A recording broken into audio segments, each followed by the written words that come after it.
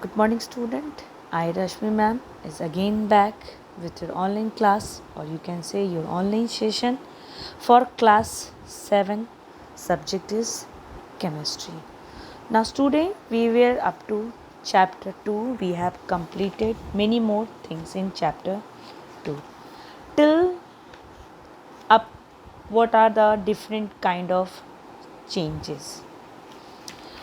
Types of changes based on repetition, changes based on the time taken, changes based on reversibility, and changes based on usefulness. Now we are moving towards our physical and chemical changes. Physical and chemical changes. So first of all, what is physical changes? A physical change is a type of change in which the form of what matter is altered, but one substance is not transformed into another. What is physical change? The change where form of matter, it should be solid, liquid, or gas. Any form of matter which can be altered, but only one substance is not formed into another. So the form of form of matter, which is solid, liquid, and gas, can be transformed into another. The size or shape of matter may be changed, but no chemical reaction occurs. So the change will be in which size and shape, but no chemical reaction will be occurred. Those changes in which no new substances are formed are called physical changes. Only the form of matter should be changed from one state to another state. No new substance is being formed. There should be difference between the size or the shape of matter, but no chemical reaction would be occurred. The properties such as state, size, shape, and color of substance are called physical property. So one thing you can also say that physical change is a type of change in which the form of matter is altered by its physical change, or you can say the physical properties. So properties such as state, size, shape, and color of the substance, which is as a physical property, can be changed. Now, the physical changes are temporary changes which can be easily reversed from the original substance. What are these? These are temporary changes which can be easily reversed to form the original substance. A very little amount, or you can say a very little energy to form the original substance. A very little amount of energy or a very little amount of source is taken to form the heat, or is either absorbed or evolved during this physical changes. So, according to our different forms of the physical change, there are the characters of the physical change being defined. What are they? They are the characters of physical change which has been used by us. Now, physical change are usually reversible. Note that whether a process is reversible or not is truly a criterion for being a physical change. For example, smashing a rock or shredding a paper is physical change, cannot be undone. Likewise, when you are tearing a paper or you are cutting a paper into different small pieces, likewise, you are having a sheet of paper and you cut that number of and you cut that piece and you cut that paper into a number of pieces. Are you able to join the cut pieces of paper to make the original sheet of paper? No, we are only able, over there we can join the cutted pieces, but we are not able to again make that original sheet of paper which was earlier. but each small piece of paper is still paper. So it has not changed into something else. So the tearing of page or cutting of a sheet of paper into pieces of paper, only what has been changed, the size and the shape of paper, but no new substance has been formed. The paper was at that time also in the original sheet also the paper, and this time also when we have cut it into small pieces, that time also the paper is in the form of paper only. No new substance is formed. So the cutting of paper or a tearing of a paper is your physical change.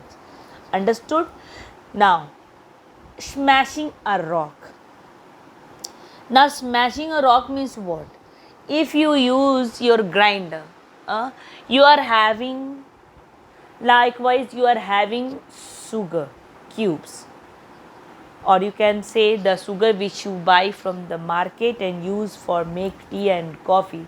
If you take that sugar and use it, what will happen? If you grind that sugar into a mixie, the sugar will be changed in the form of the dust, but still that time also the sugar will be the sugar. No new substance is being formed, only the size and the shape has been changed. Earlier it was in the form of cube, now it is in the form of dust. Again, if you in your school, when the teacher are writing on the board, they used to write chalk. They used to chalk to write on the board. That time when teacher is writing on the board, what happened? So many chalk dust is being splashes over the ground. When you are free, if you need to collect that dust particles or the dust form of the sugar, what will happen? If you collect that dust part of the sugar and mix it with the water, you will again form a chalk. And it that time also the chalk will be the chalk only, but only what is has been changed from the dust particle to a solid cylindrical shape. So these are the physical changes which can be reversed. But there are some circumstances over there, only shape and sizes has been changed, nothing any else has been done. No physical change that cannot be undone. Contrast this with a chemical change. In chemical, bonds are broken or formed so that the starting and ending materials are chemically different. Most chemical changes are irreversible. Most, not every chemical change is irreversible. On the other hand, melting water into ice and other phase changes can be reversed. So, examples of physical changes include crumbling a sheet or paper, a good example of reversible physical change. If you take a white sheet and you crumble it, what will happen? It will be come out in a small size, but that time when the sheet was in a plain manner, that time also it was a paper, and when you have crumbled it also, that time it is also being paper, only the size and shape has been changed. Breaking a pane of glass, the chemical composition of the glass remains the same. If your window glass break down, it being shown into different pieces, but that time also the glass is glass, no chemical change is being formed. Now again, freezing water into the ice. What is that? Freezing water into ice. If we take water and freeze it into the refrigerator, that time also water is in solid form in the form of ice, but that time also water is water, no new substance is formed. If we freeze water H2O, we will get in solid form ice, that is also H2O, not anything else. That time we can't get NaCl, sodium chloride. Chopping vegetables. Right now when your mother starts cooking food, he starts chopping the vegetables. Sometimes cabbage, carrot, radish. He chopped all the vegetables. but the vegetables are same as it was earlier. Only the sizes and the shape has been cutted. Means as the carrot was long enough, now it has been cutted into smaller pieces. So these are the changes, physical changes. Dissolving sugar into water. Sugar mixes with water, but the molecules are not changed and may be recovered by boiling of the water. When you dissolve sugar into water, what happened? When you dissolve sugar into water, the sugar mixes with the water, but the molecules of the the molecules of the sugar didn't change. It can be recovered. How? When you boil that dissolved sugar in water on the gas stove, the water will be evaporated and sugar will be settled down at the bottom of that vessel. So it is also a physical change.